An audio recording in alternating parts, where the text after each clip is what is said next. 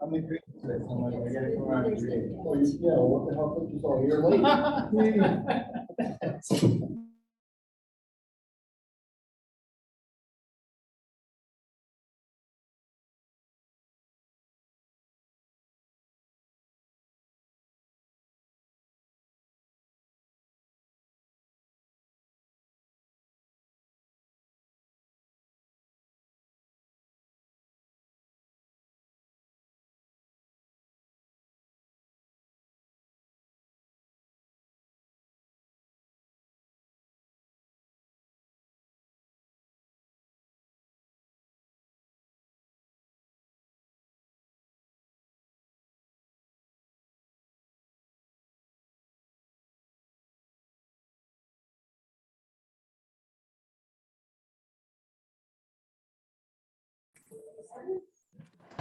I'm always careful. I wrote it down. I'll take it.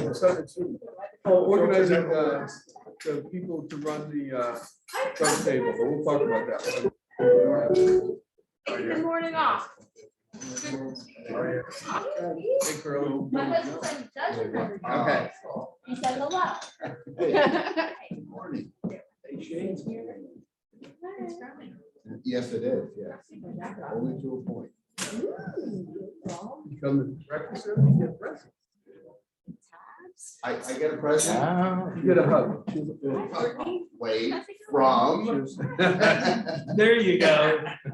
Got it. Would you get Don a hug? please? Okay, if Don needs a hug, we can give him a hug. Robert, Where do you want to go do you today? want to give me a hug? Do I have to? Oh, No. man, you don't have to do anything you don't want to do. Where do you want to go? I don't know, can I sit at this table? Yeah. I'm sitting here, I think. More now. Yeah. This is a fine thing. That's a lot of favors. It's He just brings a whole mess, I don't. All right. Are we finished? Yes, we're good. Love to start. Okay, we'll go over the highlights here, if that's okay. And a couple of major things we got to get rolling right away. One of them is the banner which Rick's going to take care of, I guess. But sooner we get that up, because it actually did work out pretty well last year. A lot of people saw that banner. And yep, they did, and it worked. Are we going to buy one of those rock pouring drills? Sal's bringing the super heavy duty. We are going to get that thing in permanently. Let's see.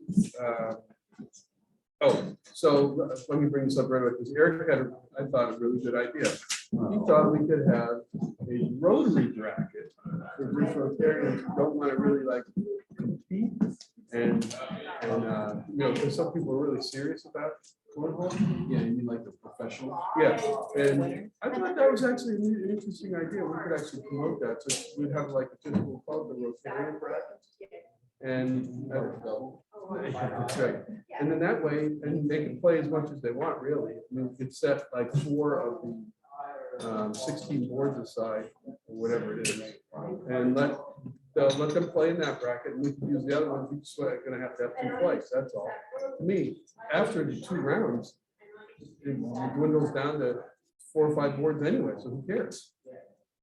But, well, we have to work on that. Yeah, we could do separate prizes for that.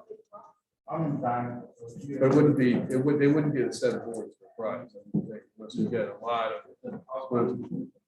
Fair enough. What do you think? Something Rotarian. The only thing now, the only stipulation was last night, I was thinking, as people register, we don't know what bracket they want to be in, unless they tell us somehow. So is this bracket going to happen? Same time. Own thing, Yeah. okay. I think we could do it. I mean, Eric thought about it. I know so many people did complain that said, well, there's some, we just wanted to have fun. And there's a lot of people who are really serious about cornhole. I don't know. I'm just thinking about what you think. Complicated? Complicated for me. We're gonna have 16 sets. If Steve comes through and lets us borrow. So you're not out of the dust and if does or doesn't, that's still not.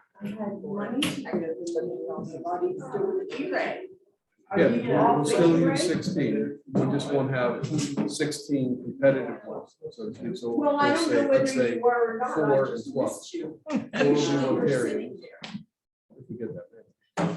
And 12 will be the competition. But, and if we have as many people as we did last year, instead of all 16 boards playing competition, we'll have to do 2 flights, 12 and 12. Even Steve last year probably, because if we get more than 32 teams, we're gonna have another flight anyway. Which is what I'm hoping to do. So I'm thinking, I think it's like the idea of having one partner lesson. But I feel like when you come in, you're not going to guarantee that you can play a certain number of teams.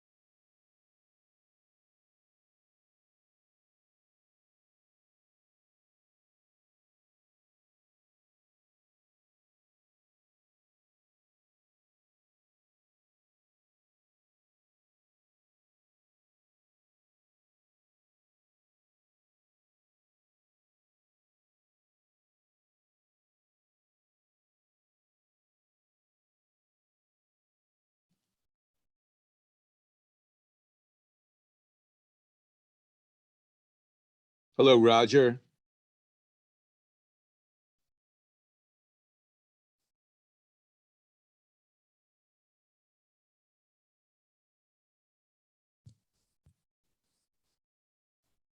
So if you want to say hello to our district governor, now you can. Morning, district governor. Good morning. Good to see you guys and gals. Good to see you as well. Get set up for the day. For me. Here's my son right there. That's a blanket I made when I was June 14th. Okay. Sunday, May 15th. Six game minimum. 6 games. $50. That's what ours is. Well, when you take away $50 to play, and it's another 70 to for food. Yeah. Yeah. I mean, if it's possible to find the bracket, I can certainly help. Okay, I will talk to Matt Conley and Steve. I think that's a good discussion. Just let me know when it's back. I'll update the page. No, we'll be back for that. Morning, Pete. Sorry. Okay. Just stuck. All right. Yes. We only have 30 minutes, so I'm going to go through the prizes. The prize money. Last year we gave away 2 more boards. We do. Our main focus. $200 to the second. $100 to the third. Talk about increasing. So I'll be over there. I'll be over there tomorrow night. Actually, better than last year at this point. We got- I'll be happy to. And I have down there, first page, Keystones. Oh, no. Right now, I think they're sponsored, right? And they're off They're placed. I was waiting for somebody to show me the E-rate table. I have. My firm, AI, My here, reminder. Embassy Bank of Funds and First Chief right at the moment. A couple of people are approaching that. Oh, yeah, you know what? I did.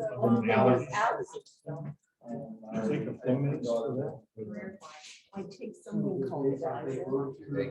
The t-shirt? Oh, see, I didn't get that. Mine is. Sorry. They don't get it. They have PDF or something? I need a banner. I keep thinking it's COVID, take my test, but it's. Just because you have it doesn't mean you can't get I'm sorry, I missed that. You probably. What's the name of it? Oh, McCall. No, that's the beer sponsor. I'm sorry. Is this just one? Are we holding the same? Board sponsors over there, right? Okay, sorry, I didn't see the other. I have McCall on there. I'm sorry. Yeah, if right down the first page on 2C, the beer sponsor McCall. I can give you the whole name on here, but I have it. We have their logo. I have, you need their McCall logo? Yeah. That's what I was just gonna ask you. Career line, I don't remember seeing it, but yeah. Okay. Obviously.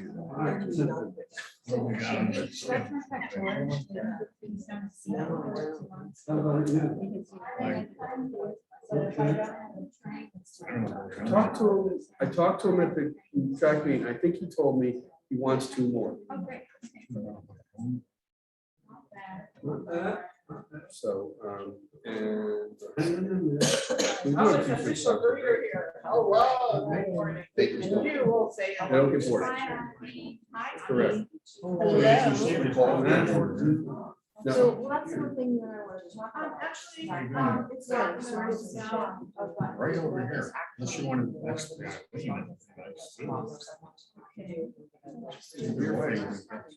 So how did it go with the drive? I was away the last week and I don't know. we're gonna get them free board. Yep. And every board. Because then. Just on It there. seemed to me like. Oh, okay. That's separate.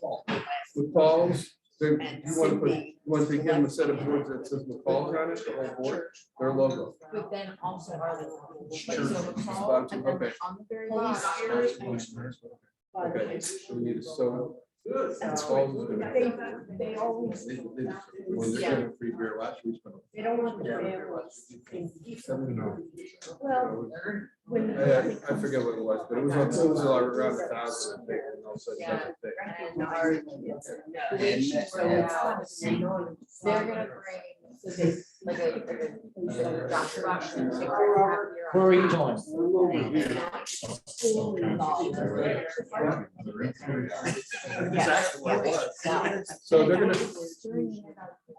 they're gonna have tap beer on tap. Yeah.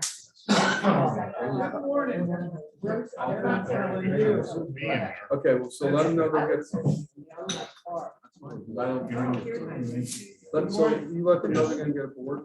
I will do that. And now the only concern I have is the logo that we have is high resolution. That's what we're gonna have to determine. She said that. Do you think it's okay? All right, perfect. Well, just shoot numbers here. We have 8 boards already. Good morning. So if Steve comes up with his 8 boards, let's use them. Hi, Ann. 16.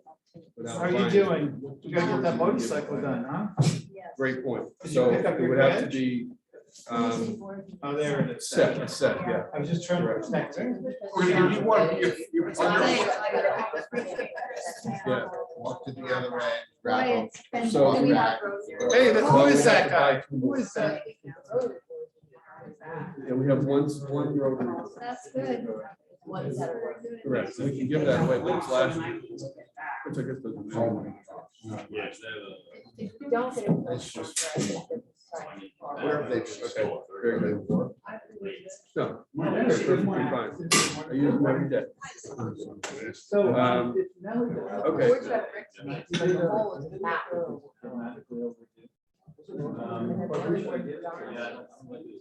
She didn't, she's thinking about it. She, I hadn't heard from her. Yeah. It's Great. like a giant cheeseburger just flying through my hand. Okay. Well, but we can come back to the prize money at the next meeting. I'm funny to do, so I. Yes. I know how that Whatever. Media that we put it out, so. is. My vendors keep coming after me. Okay, have you been putting it, I have that. No, I think Facebook. it's that, but I haven't never put it yet. Just missing Facebook. It's Facebook? Oh, perfect. Where? I basically just. I'm leaving tomorrow for a wedding. Wonderful. Just for a wedding? Well, we'll be there for a long Yes. In regards to a week, a month, how much It looked like he's gotten some sun. possible, weekend. I did. Figuring it out. Walking. and how much is Keystone? Special. Part of the water. Similar or less? Yeah. If Keystone is getting. Oh, yeah, that's good. Yeah. So I- But that's true, but they're getting a lot of sponsors. And so you call. And I understand that. Understood. It tells you everything you need. It does. Doesn't give you the winning lotto numbers, but it, you know, I'm working So next year, if they come back. You're winning. I'm working on Well, there's some flexibility there. that. I saw that stuff. Kid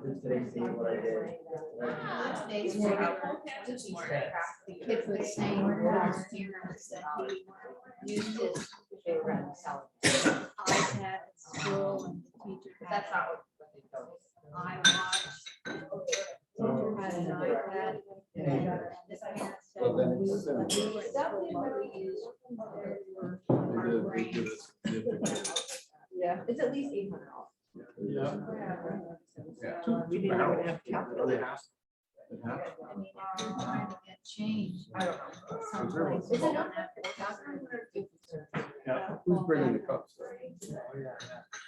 You notice that? Last year, The registers go down there.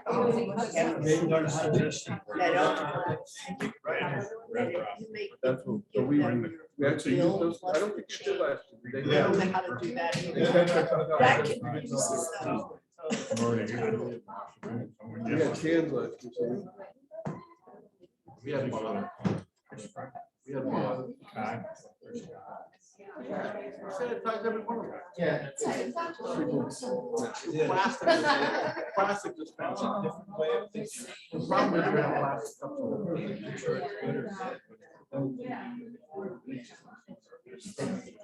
That's what I just.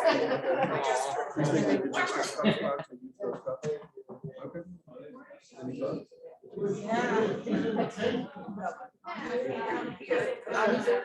The alcohol will kill anything. Yeah, you need to button, you let me know. So put them in. That's a good Good change. idea.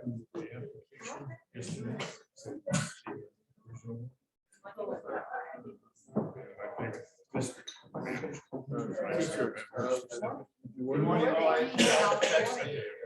Yeah. So these are the logos. Billy, I love your Get them from Rick. It's very design your bright. own clothes.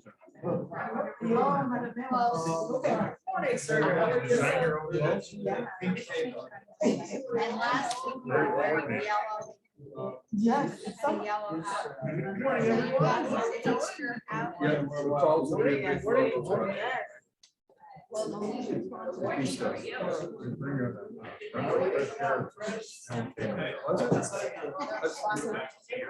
Okay, well, I think, okay, that's fine. So T-shirt sponsor Keystone and the calls.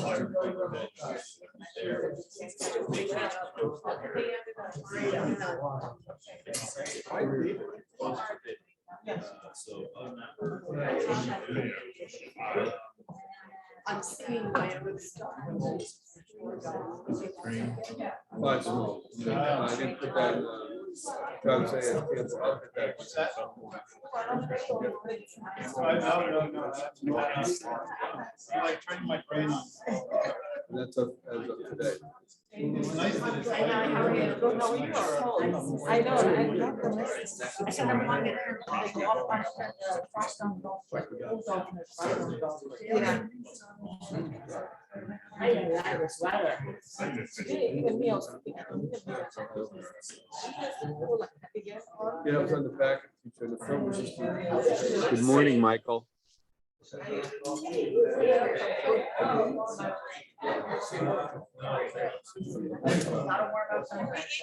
Like that. No, I'm very changed. Oh, that's very nice. I know. After that.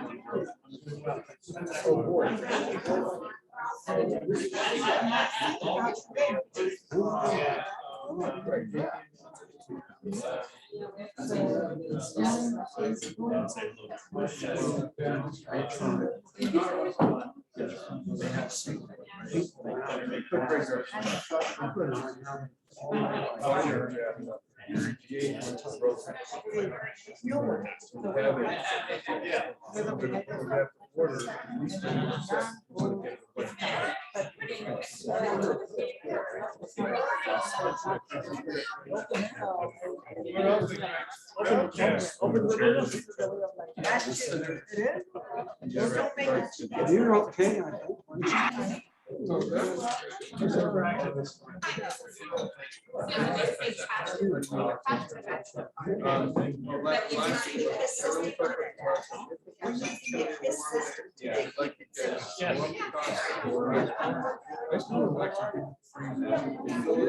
I have two. I was waiting.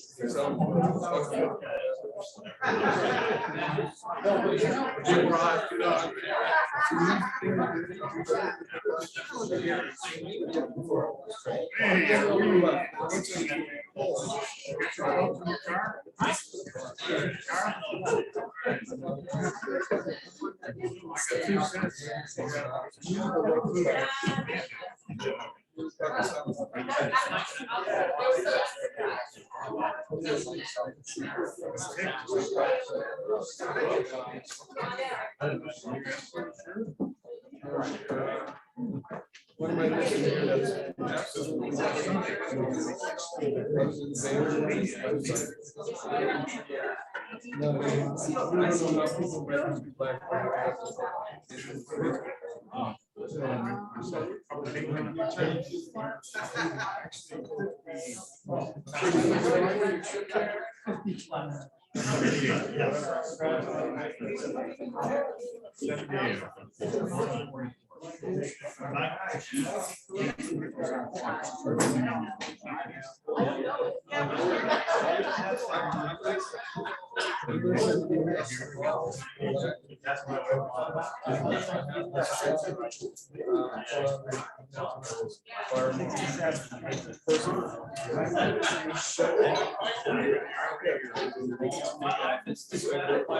Morning, Robert.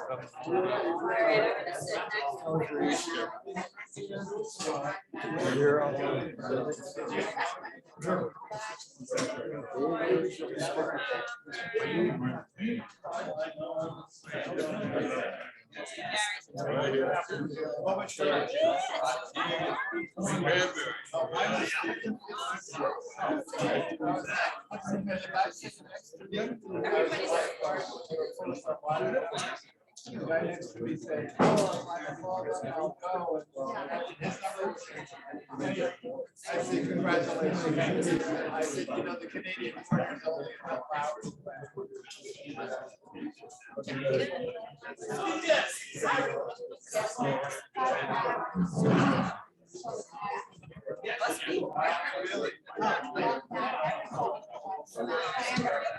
Yeah.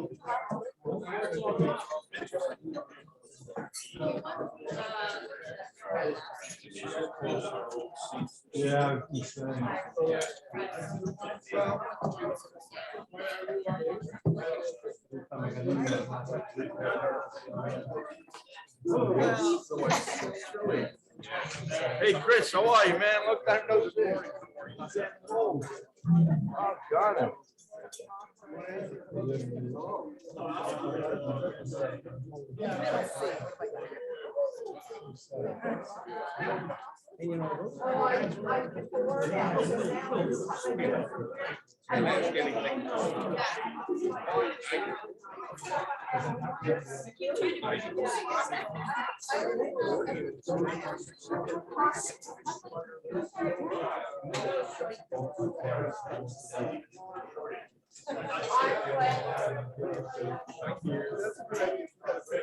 Hello, Sue.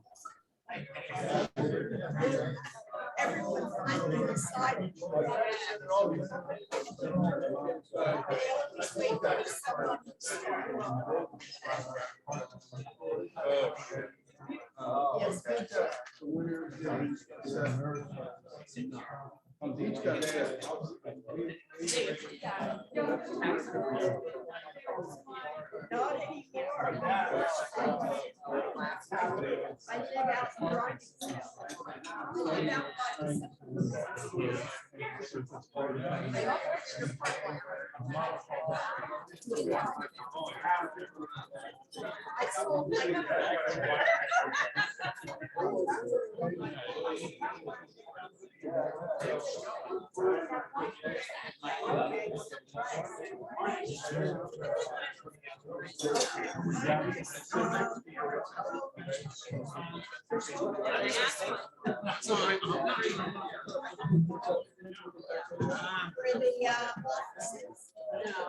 Second.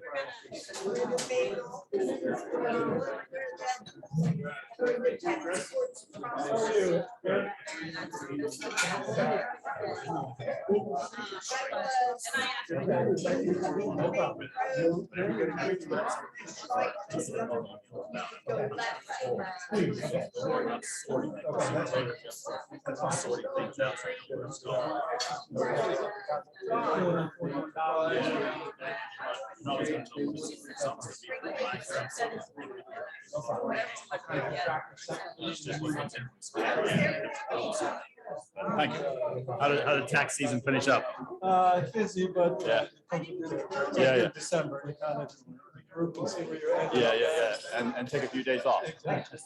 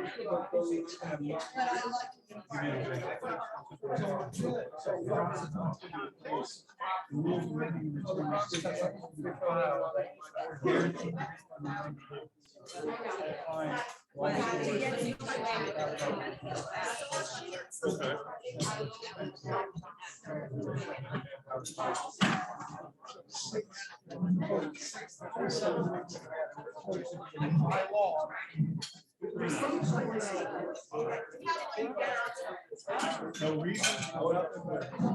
Look. Part of it is before the rain.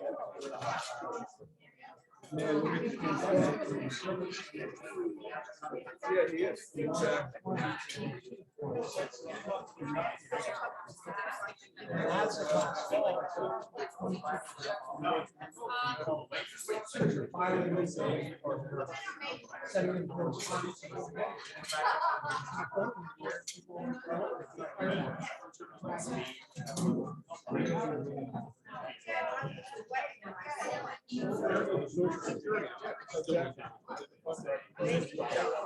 I have somebody that they're pit loss of the social security card, by the way, don't ever do that. Parents, it's a nightmare. Go down to like 5 minutes. They're behind lunch. They won't tell you. So you give them what they want, and then 3 days later they send you things that something was deficient. They don't tell you. Oh, you're meeting about.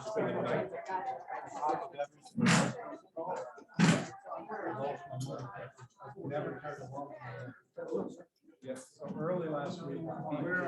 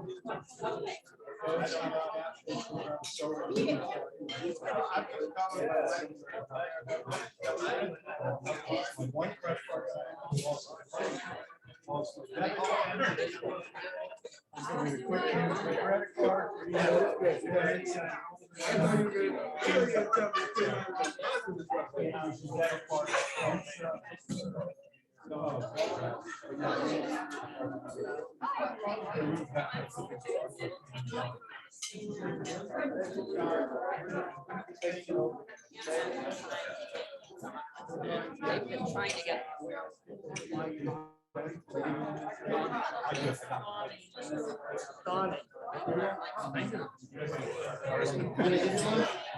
Good morning, Lexa. Yes, all right.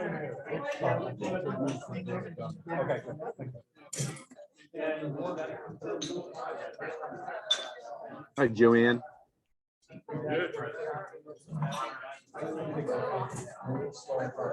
We figured, tax season is like, we're gonna come on.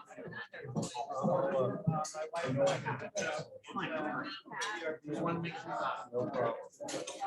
thought you were gonna tell me that the objection was what if they literally have a heart attack, like,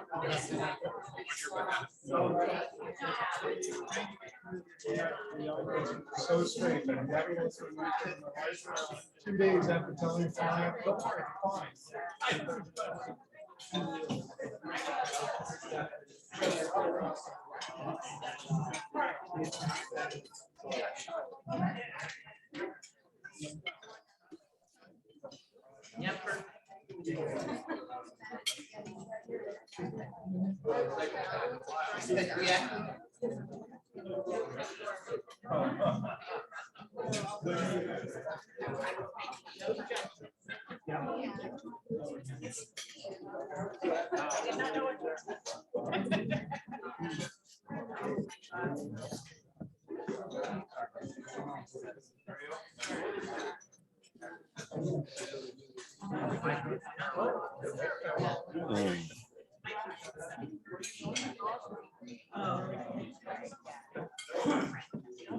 Bob, Yeah, Lexa, what's up? do you know the date of the changeover dinner? Yeah, it's June 28th. It's a Tuesday evening. Thank you. Yeah, I'd love to see you there.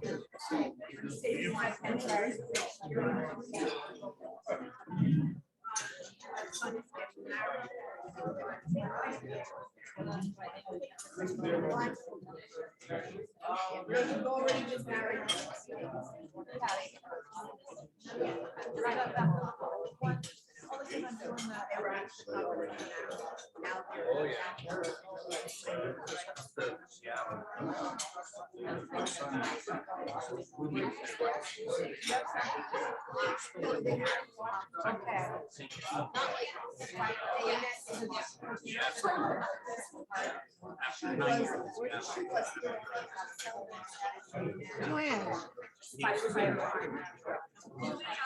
you're not home sick, are you? Joanne, you're muted. I think somebody. Oh, hi, Lexa. No, I'm just tired lately. There's a lot to do. Can you hear me? Lexa? Lexa? Hello? We can hear you. Oh, okay. Just a lot to do.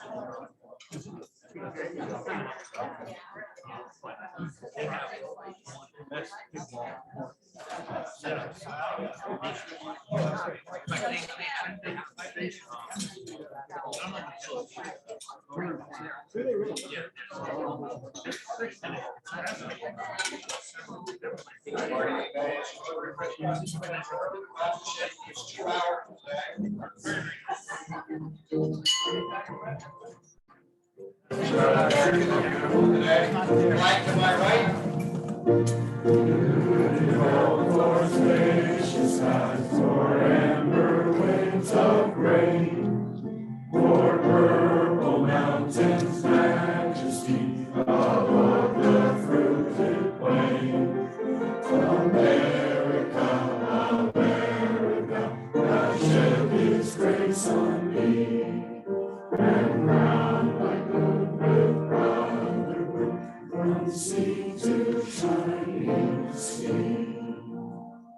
Fred Herman has the thought of the day.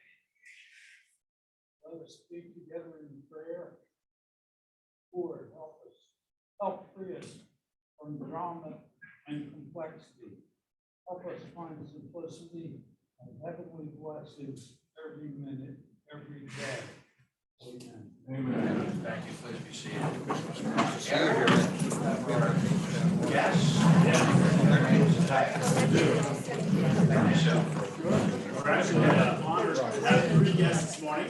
We have Becky Malmosi, she's a guest of Rotary. So how did Becky find Rotary? Sydney. Oh, so Sydney is this.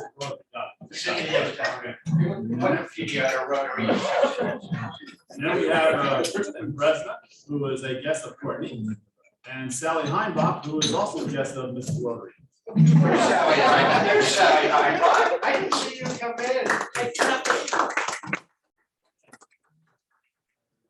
Today. Nice crowd again today. Good to see everyone here. We'll get into announcement. We're going to try and get Roger as much time as possible. Mike, it's flexible. Oh, who do we have, Eric? Who do we have on Zoom today? We have our district governor is on Zoom today. And then we have Lexa, Jim Ritter, Joanne, and Mr. John Chisted. Oh, that's super. That's great having everybody here. I think everyone wants to hear what Roger has to say about Washington today. So, Eric, if you could, I think we have another. Yeah. Oh, I like the size there. There we go. Just a reminder, there's a new game in chat if you want to get our last week. Trivia. And by the way, I have Yoda up there. Forrest is with me. I got Yoda a few weeks ago. So that inspired me to do trumpet trivia. Here's how it works. You, President, will read 3 questions related to this week's trumpet. The questions will be easy, hard, and very hard. Are you ready for question number 1? Yes. Are you ready for question number 1? Yes. Question number 1. What colors are in the Rotary Service Project's logo in the president's message? Oh, Judge, I'm sorry. Doug Reichley, you're judging first answer. What area? Why can't you? I know you want to eat breakfast, but come on, it's important stuff. So what colors are blue and gold? Blue, there's another color there. Gold, yeah. Gold.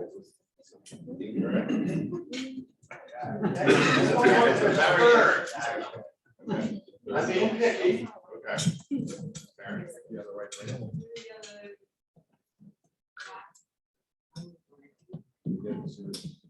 Come on, this is an easy one. Yellow and green. Put it in the back there. Who said it in the back? Jeff Boyer. There we go. Look at it. Sal gets out of the way of the projector there. White. It's white. Oh, that's the back.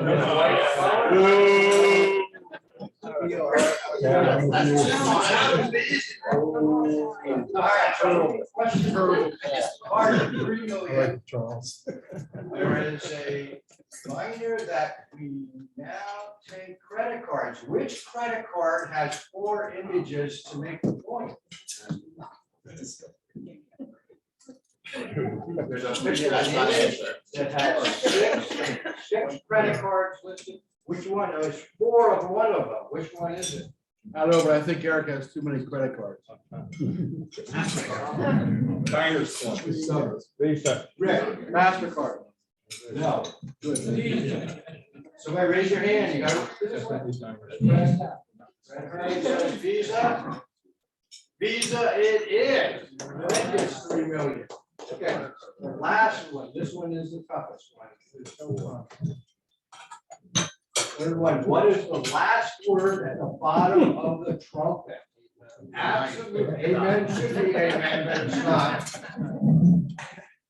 The last word, you look the whole way down at the bottom, and you read the whole way through.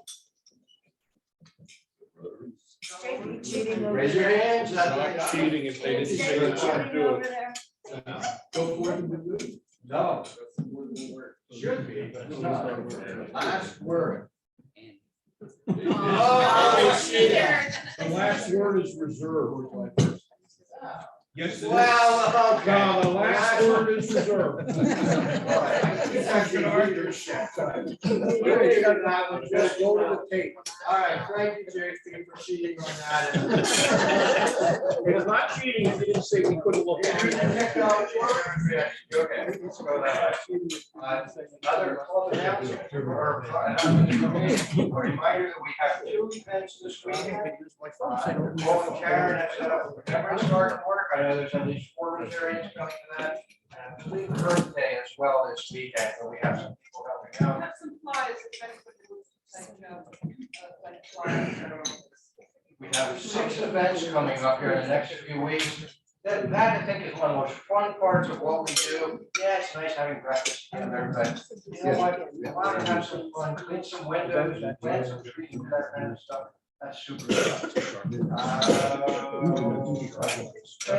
Of course, using the CR. Anybody have any exciting stories about using the CR app this week? Sal, anybody else? You contacted the CR app this week? Not this week, sir. Oh, we're going on, okay. Well, announcement, Cindy. Hi, this morning after Rotary, Eric and I are going to Second Harvest to pick up a lot of cases of food for us because they've had some supply. My husband and Gary are not free today to help us. If anybody can meet us at Faith Presbyterian Church, it only takes us maybe 15-20 minutes to unload once we're there. I can call you when we're coming back. Could you please see me? Because just one extra hand would really be helpful. Second thing is, if you haven't gotten something for the table for the district conference that I asked everybody a couple times, can you please get it to me today, because we're doing an Emmaus Rotary table. Courtney? I have, this is not Rotary, but this is the Emmaus Garden Club and East Penn Neighbors Helping Neighbors. I put some flyers on the table. They are having a garden tour in June, Saturday, June 25th. This would be a great Mother's Day gift or Father's Day gift. It's $25. There's 7 gardens and lunches included. So if you're interested, $25, this is the ticket. So just come see me. I'd love to sell the 5 that I have at this table today. So Mother's Day gift, Father's Day gift, Emmaus Garden Club, and East Penn Neighbors Helping Neighbors. Thank you. Other public announcements? Sal? I know you're sick of me telling you about this, but bags and beef or bags of beer cornhole tournament, May 22nd at Rio Italian Restaurant. Love to have you there. Registrations are filling up quickly, so get a team. We are going to have a non-competitive track, so to speak, so don't worry about the competition. You're guaranteed the number of games, just won't be 1 and out. If you have any questions, let me know. Sponsorships are still available, so we're going to be putting t-shirts shortly. So love to have you there. Sal, just a question. Yes, sir. I play golf, I play for the senior tees now. We have like senior. 27, whether you like it or not. Other club announcements. Stand close or I'll hit you with it because you're between me and the hole. Wow. Okay. Other club announcements. Moving on. All right, no more. Greeter, I believe we are at the raffle. Governor has a raffle.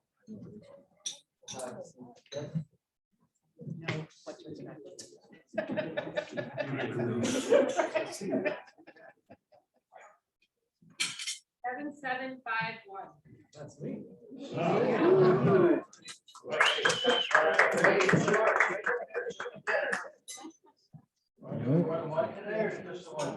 One more.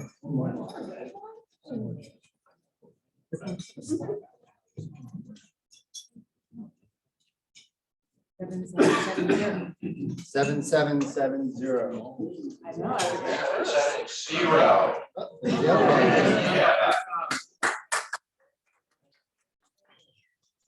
All right, Sergeant at Arms. Back to you. I feel badly for the judge. He never gets to win any of the money in case he is reading the trumpet, so I think you should give him maybe $3 million just because he's a judge.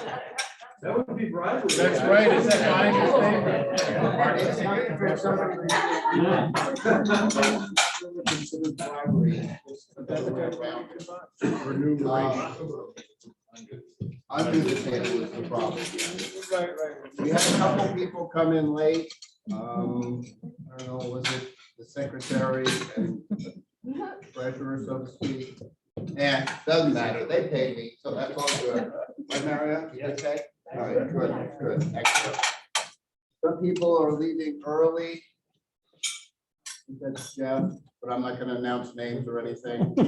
I do want to thank everybody for last week's Happy Dollars.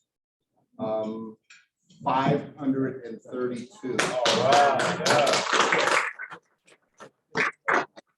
A lot of those we'll say were sad dollars because of recent passing. We have some great members, but yes, they will be remembered there. So happiness going on out here.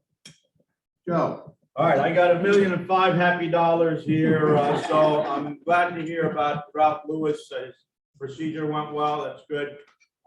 Remember the Emmaus, Friends of the Emmaus Library book sale this weekend, Saturday, all day Saturday. Come and buy books. And then I'll be gone for 2 weeks in Florida. It's too doggone cold here, you know? It's supposed to be 80 on Sunday. It's supposed to be. It'll be 50 on Monday. Any other happiness? Go ahead, Dee.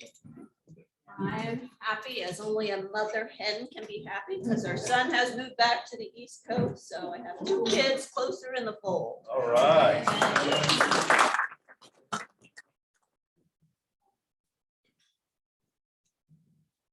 Everybody is so ecstatic. Oh, all right, wait. So since I was just gifted $10, I'm going to turn around and use those as happy dollars. So I'm in an annoyed mood today. So I told a stupid joke earlier, which enraged Meg. So I'm finding myself $5 for that. And so I want to talk about another point. So Courtney, you're kind of a scientist, so to speak. Are the oceans carbonated? Carbonated? Yeah, are the oceans carbonated? What's your definition? Yeah, what's the? Like soda, like or the fizzy No, bubble? not like soda. but- No, therefore the earth is flat. That's more than $5.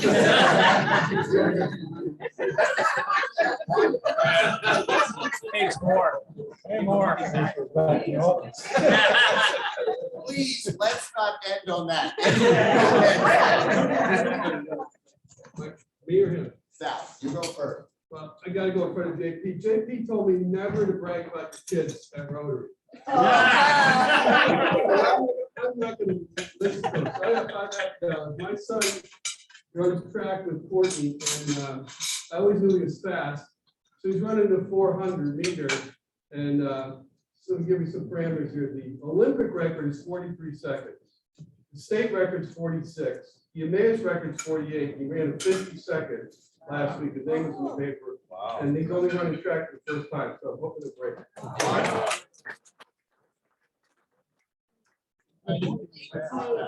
Well, there's nothing we're not topping that.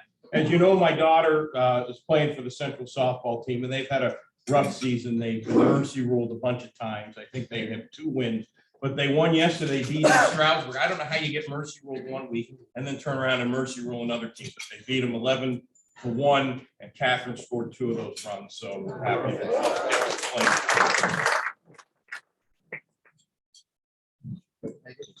I'll Venmo you some happy dollars. I'm happy to see people doing good stuff in the community. Our friend Ron Beitler, who is opening up, or has opened up Rising River Brewery, he made a post yesterday that he's getting a group of people together this Sunday morning at 10:30 to do a creek cleanup.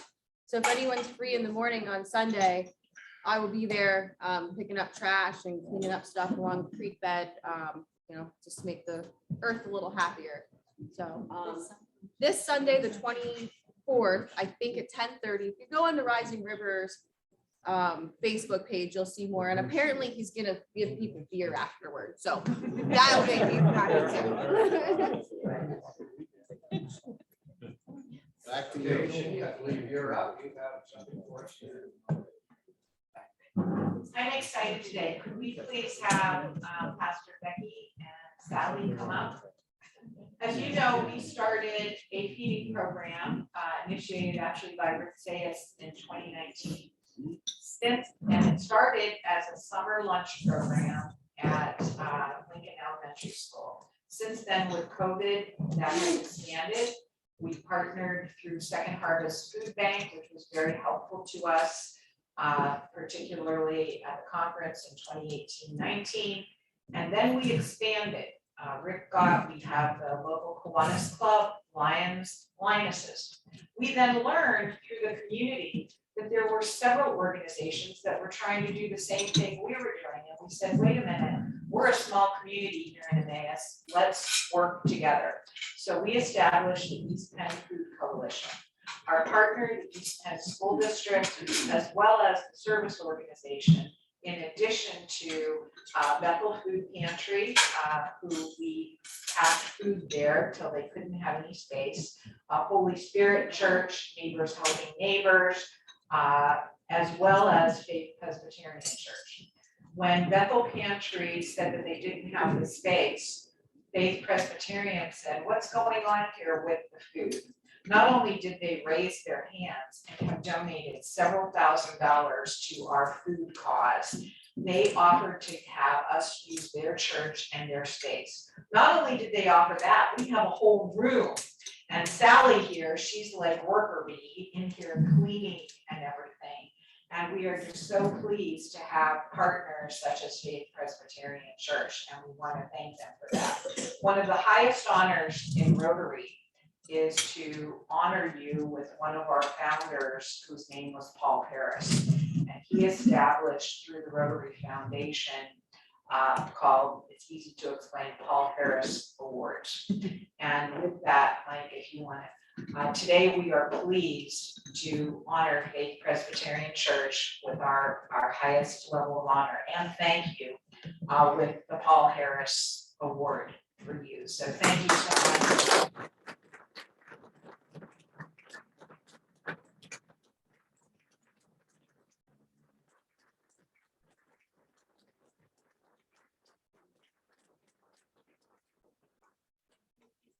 It's funny because Becky was asking, what are the pins are you wearing?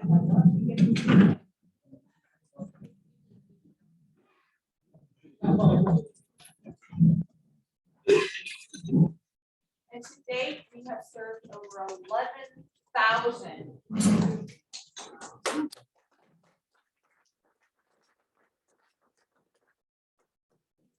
Yeah.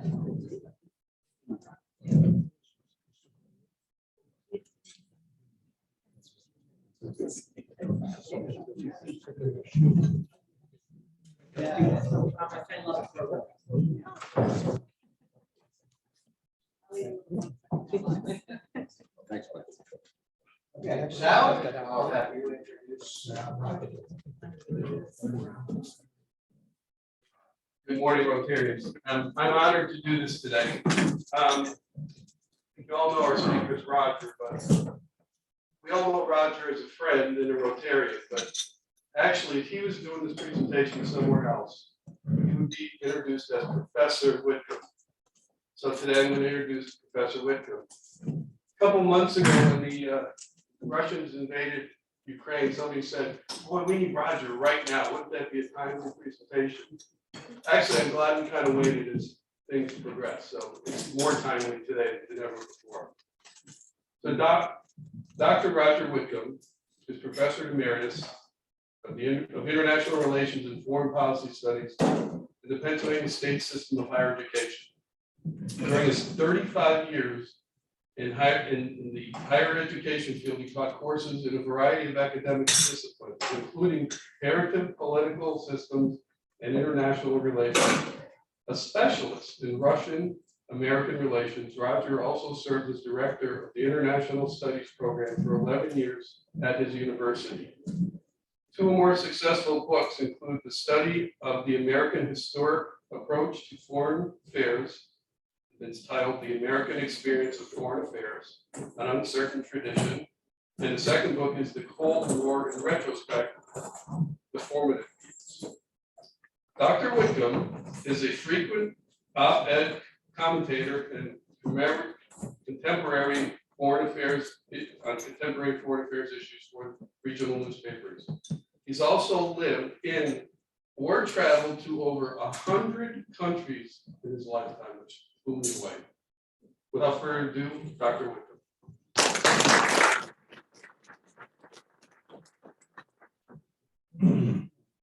On my head, like that. Is that the best way to do it? Yeah, that's good. Probably doesn't look too good. Can you hear me? First of all, congratulations, ladies. Richly deserved. I've been over there helping a little bit. You guys are wonderful. Thank you. I have 2 copies of one of my books, which I can put on a table or 2, and you can take a brief look.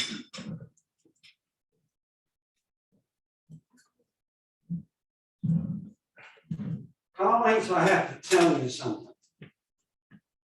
This is one of the most difficult presentations I've ever made. And I'll tell you why, both from a personal and professional point of view. Much of my life has been associated with both the Soviet Union and Russia, and later Ukraine. And I thought, how can I best today make that connection between my personal and professional life? So I'm going to do something, please don't consider it blowing my own horn. That's not the purpose. For the first time in 40 years, I want to talk a little bit about myself and my interest in history. I had a 4th grade teacher who turned me on to history. I later went to Gettysburg College and majored in history. And while there, I ran into a remarkable professor who taught Russian history to me. I fell in love with Russia, its people, its culture, and it's a love affair, if I could use that phrase, that I've maintained to the present day. Later, I would get a PhD in international relations at American University in Washington, D.C. And my doctoral dissertation was called American Alliance Policy after World War II. And for the first time in my life, and it wouldn't be the last, I came to realize that like most conflict situations, it takes 2 to tango. You rarely have a conflict where simply one side is wrong and the other side is right, whether it's in your personal life or politically, for that matter. So for the first time, I came to become somewhat of a critic of American foreign policy, what we did specifically after World War II with respect to the Soviet Union. And I came to the view that the Cold War itself was a result of a litany of misperceptions on the part of both the Soviets and the Americans. A litany of misperceptions that would play itself out on many stages over many years. My second teaching position was Kutztown University. I came there in 1970. Why? One of the major reasons, it happened to have the finest library on Russia in the Commonwealth of Pennsylvania. And it proved to be invaluable for me. So when I began my teaching career in the early 1970s, I was able to take advantage of it. And a couple of the courses that I taught were Soviet foreign policy and the politics of the Soviet Union at KU. And over a period of a number of years, 1970s, 1980s, to make a long story short, I was able to bring to campus a variety of speakers, major academics, government officials, private industry people, to talk about Russia, about the Soviet Union, about the Cold War, what was happening. And of course, in 1985, the last of the old guard Soviet leaders died, and Mikhail Gorbachev came to power and would begin to transform the Soviet Union through his policies of glasnost, openness, perestroika, restructuring. And it was during that time, as a result of my efforts to bring people to campus, I was able to organize a number of major conferences. And one of the participants at one of those conferences was the head of the Soviet mission to the United Nations at the time, Vladimir Vakarov. And I began to know him a little bit. And as a result, I guess the Russians took the point of view, well, here's an academic in the United States who isn't simply anti-Soviet, anti-Russian, instinctively, that I like to talk about the nuances of conflict management and resolution. So as a result of that fellow, Vakarov, coming to KU, I was able to go to Moscow, and for the first time, I was invited to lecture at the Diplomatic Academy of the Russian Foreign Ministry in Moscow. That happened in 1989, 2 years before the collapse of the Soviet Union. As a result of my invitation to go there and to Moscow to lecture, etc., we became Kutztown, not Harvard, not Yale, not MIT, not Stanford. Kutztown University became the first American institution of higher education to have an exchange program with the Diplomatic Academy of the Russian Foreign Ministry. And that resulted in a series of faculty exchanges between our two institutions, which were broadened to include other state university institutions in Pennsylvania. So that's a brief overview of my history and my personal involvement in Russia. Now, what was going on? The Soviet Union, despite Gorbachev's reforms, collapsed. In 1991, Boris Yeltsin became president of the new Russian Federation in 1991. And it was during that succeeding decade, from 91 until my retirement in 2002 at KU, that I was able to spend a large amount of my time in Russia, living in Moscow, lecturing and doing research in the Soviet archives. One result of which is that book I just passed around for you to take a brief look at. Now, that's a brief overview of my personal involvement with Russia. Now, what happened? Soviet Union collapsed in 91. The wall came down, the former satellite states of Eastern Europe became independent countries. So what happened with regard to Russia itself is nothing less than an unmitigated tragedy in the 1990s. Why? First of all, Yeltsin turned to us and said, help us privatize our economy. And so a fellow by the name of Jeffrey Sachs at Harvard, and he put together a team.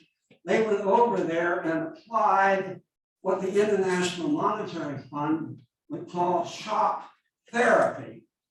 How do you privatize? No one had ever done this before.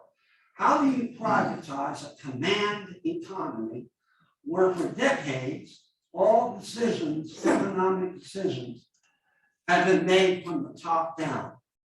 Nobody had ever done it, tried it before, let alone accomplished it, and it was an abject failure, an unmitigated failure. Not only were they unable to successfully privatize the economy, but Russia became an outlaw state. I remember when we had our first exchange program with the diplomatic academy. In order to bring that off, to give you an idea how difficult it was, they had no banking system. So I, with the permission of my university president and the board of trustees, I strapped $10,000 to one of my legs underneath my pants, going to Moscow, and that's how we did business. Cash exchanges in the early 1990s. It was, I suppose you could call Moscow Chicago under Al Capone in the 1920s. The former ruling Communist Party elite became kleptomaniacs. These new, suddenly, billionaires came out of the woodwork, and anything goes. That was the credo in Moscow economically. Isn't any wonder that all hell would break loose. Now, from a political point of view, we made, I believe, a fundamental mistake. One of several. With the collapse of the Soviet Union in '91, the question presented itself what to do with NATO, the North Atlantic Treaty Organization, which had been formed in 1949 as an anti-Soviet military alliance among Western European countries, Canada, etc. Can I have that water for a moment? Thank you.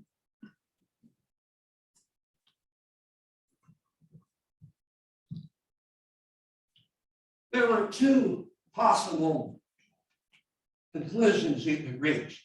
Get rid of it. Why keep NATO? It had been formed strictly to deal with the Soviets. The Soviet Union was gone.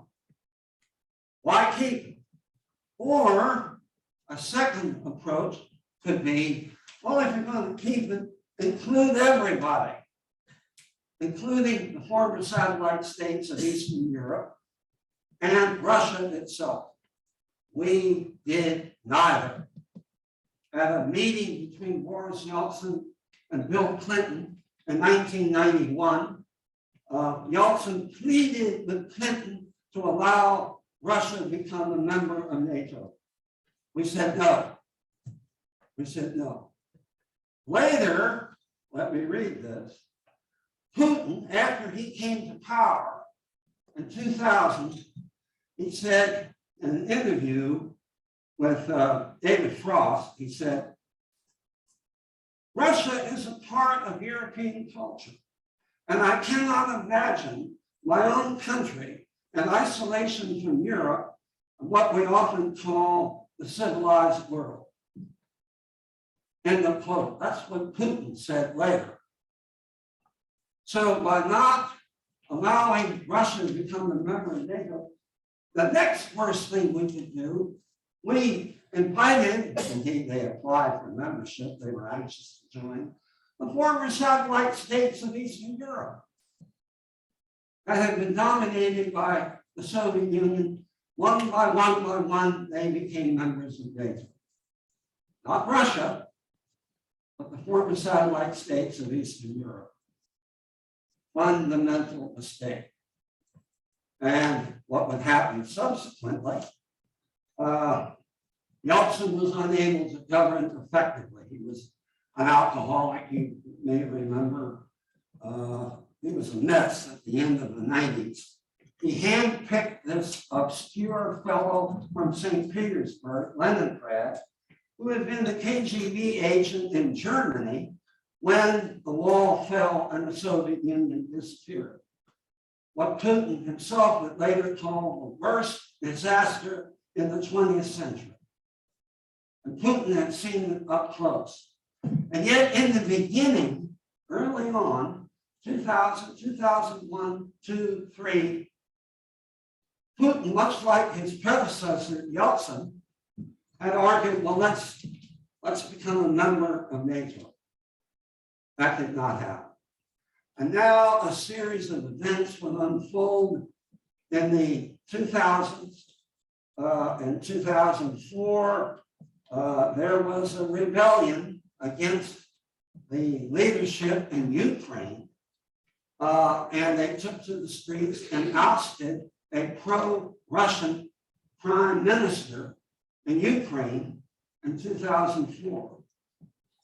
That fellow would remain in power for a number of years. He would finally be expelled in a popular vote because corruption in Ukraine was incredible.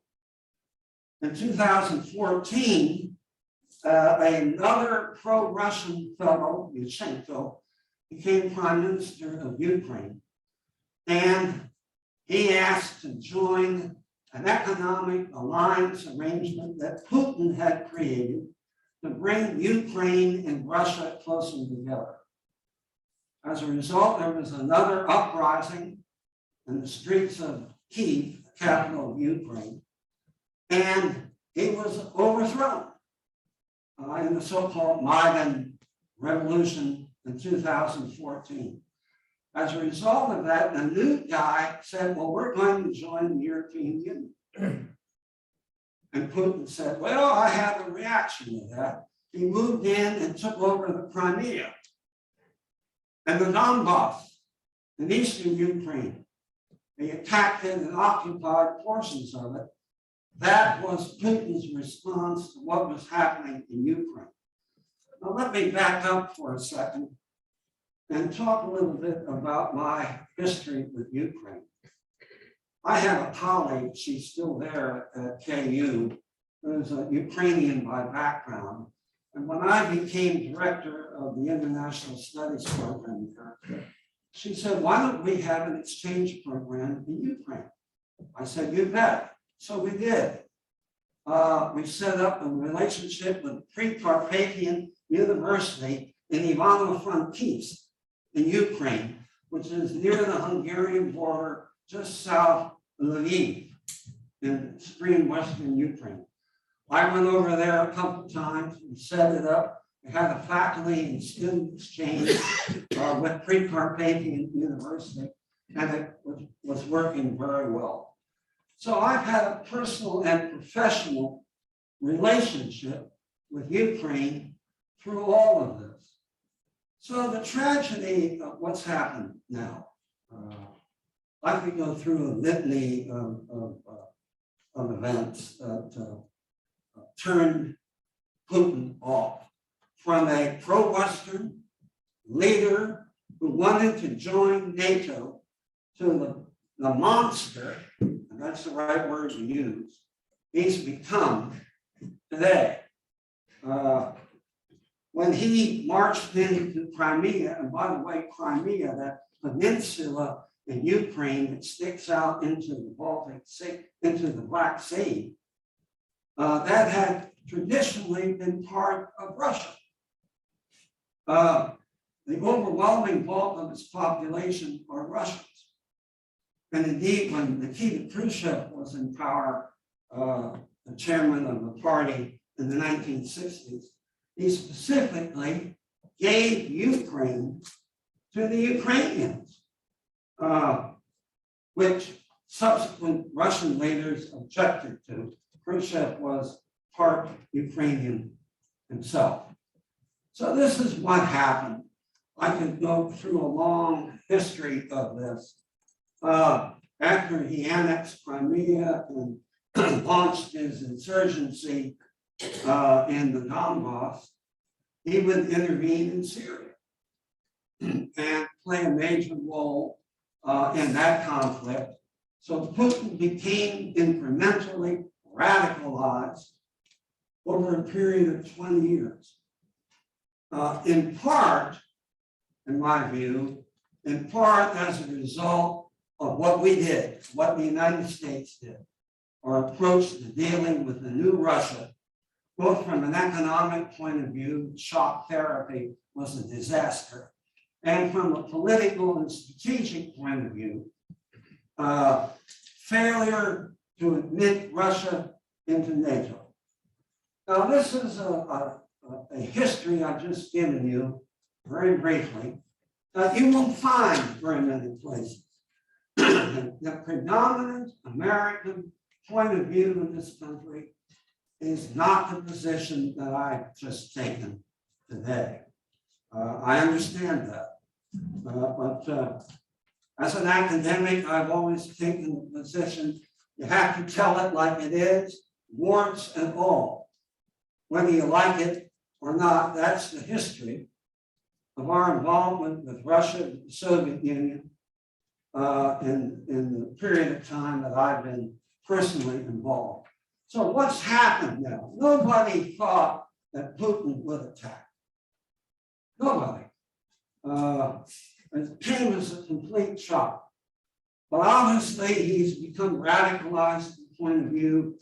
And much like domestically, if you look at Putin in the first decade of his ascendancy, in the 2000s, 2001 to 2010, he was not the autocrat that he's become today. He was limited to 2 terms. You may remember, he stepped aside and Dmitry Medvedev became prime minister for a term, and then Putin came back in. So he at least adhered to the forms of democracy in his first decade in power. And as a result of these events, which I've tried to characterize today, Putin would become more and more and more radicalized. So where are we? What can we do? I think we have to play hardball much more than we have heretofore. I've been critical of the Biden administration. I think initially they apparently thought that Russia would win very quickly. And so why give the Ukrainians weapons that they would lose to the Russians? But little by little, as the Ukrainians have fought, outfought the Russians, who their military is disgraced how it's behaved in Ukraine, we began to aid the Ukrainians bit by bit. We needed to do it faster, and now we need to do it faster still, including anti-missile, anti-aircraft systems, indeed providing aircraft. You may have read yesterday, 20 new airplanes have come into service. We provided them parts that they've been able to fix these aircraft, so they now have 20 more aircraft in the Ukrainian Air Force. So we need to play hardball to the degree that we can. However, to avoid any direct contact with the Russians themselves. NATO is aware of that. The Biden administration and our allies in Western Europe are aware of it. So it's a fine line to draw. What does the future look like? If I were to predict, I would say we have a long, ruinous war, not months, not years, maybe a decade in Ukraine. And perhaps the best that we can hope for is to arm them sufficiently while economic sanctions that have been applied to Russia work their way, and we need to do more of that as well. at some point, Putin may say, all right, let's talk. When that will be, it's hard to say. So I apologize for talking a little bit about myself. But I can't do that independently of talking as a professional academic about what's going on there. Many of my friends in Russia have left. Vladimir Bakarov, a fellow I alluded to earlier, he now lives in Florida. Sergei Kozyrev, Yeltsin's first foreign minister, whom we invited to Potsdam, and he came and gave a major speech when he was Russia's foreign minister in the 1990s. He now lives in Florida. Tens of thousands of Russia's intelligence, its middle class, its educated people have been leaving. Many of my colleagues at the Diplomatic Academy, who I got to know and work closely with, many of them have left. That's the tragedy of what's happened to that country in the years that I've been involved. Well, thank you for humoring me today, and hopefully that was helpful. Thank you. I have a question. Go ahead, Joanne. All right, so you kept on saying that we didn't allow Russia into NATO. I guess I could research it, but in a short version, why? Why weren't they allowed or given? Clinton's point of view, later echoed by Bush, was they weren't ready. They weren't a sufficiently developed democratic country to be a member of NATO. And the irony of it is that was the argument we used in favor of Poland and Hungary becoming members of NATO. They were democratic at the time. Now they both have authoritarian governments in those two countries. That was the rationale. Yes, sir. Well, first of all, thanks, Roger. That's great. And a couple things. Your friend who left Russia to go to Florida, isn't that like a downgrade? I'm just anyway, no, seriously. Adding to that question about NATO, if NATO was formed because of Russia, and Russia now comes into NATO, the only really major country that wouldn't have been part of this, I think China, maybe India, but I wasn't. So would that even make sense? No, NATO encompasses Europe. Not precisely. Canada is a member, Turkey is a member of NATO. But it was a fundamental mistake. And alas, we're paying the price for it. Yes, sir. So, we helped the Russians during World War II, but the Battle of Stalingrad, was a major battle. If we had provided all the equipment and what have you, that Russia could have very well have fallen to the Germans, to the Nazis. So after the Germans got to Berlin before we did, they went against us, against the Western powers, Britain, France, the U.S., and taking over those countries and not allowing them to be free and democratic and so on. So they reneged on a lot of things, and I think that was the reason probably for NATO not trusting them, the Western alliances. The other issue is if they become members of NATO, now all of their military know-how and secrets have to be shared with the Russians, who were always the enemy for a long time. So, well, you can make the argument that preempts any opportunity to make peace, to have a new relationship. Sure, those things have happened in the past, but we were dealing with a new Russia in the 1990s, in the early 2000s. It was a different ballgame. I understand where you're coming from. Yes. Said one of the options that was presented to us was disbanding NATO. How much different would Western Europe look like now if NATO was disbanded? Well,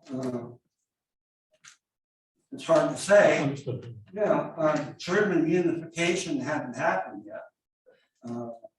That happened a little later at the time. It's hard to say what the alternative would have been. I imagine there would have been a scrambling for new alliance arrangements of one sort or another, which would have been unfortunate, because that's what happened after World War I. So, yes, sir.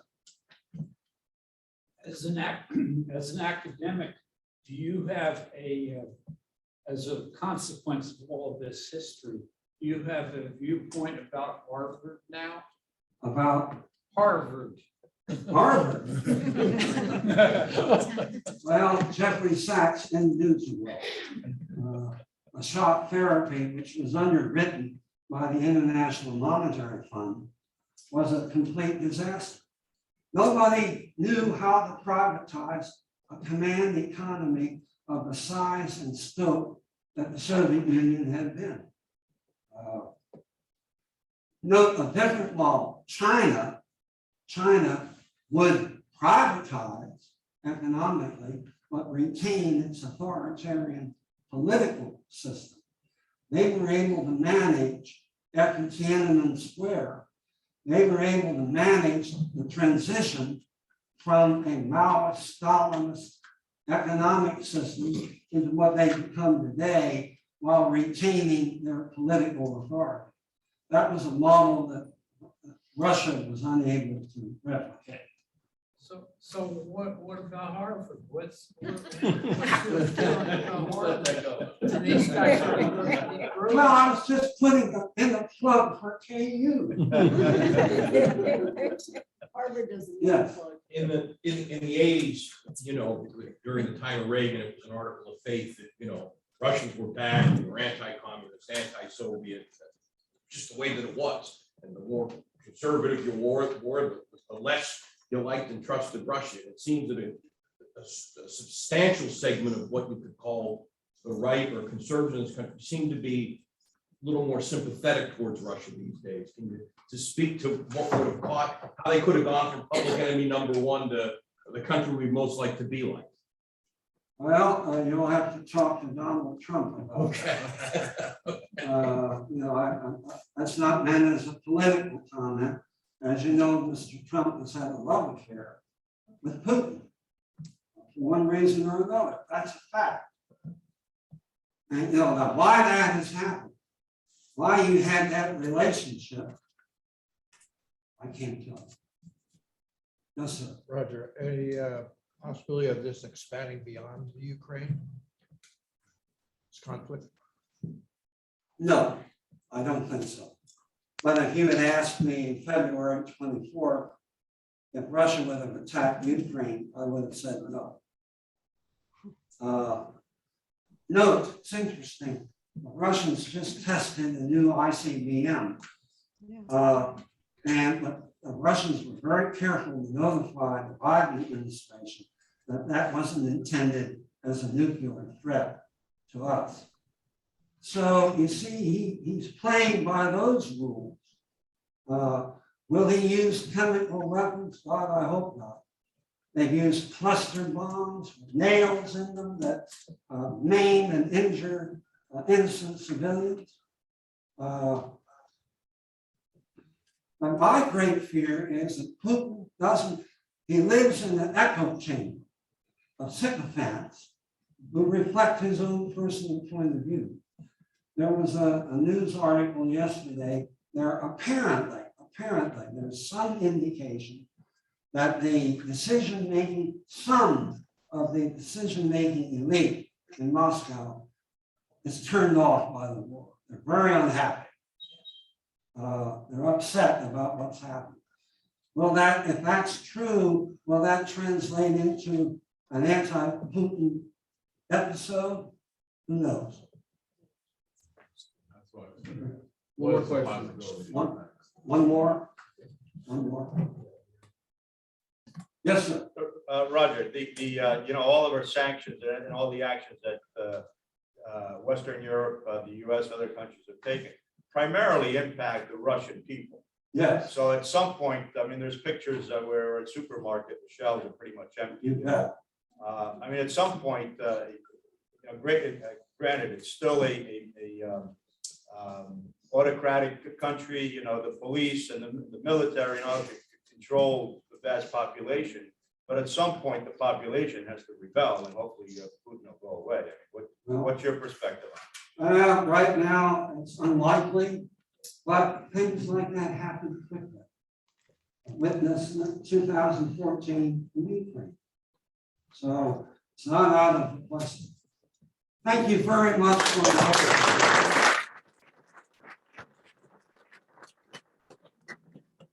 I can do the pledge of allegiance.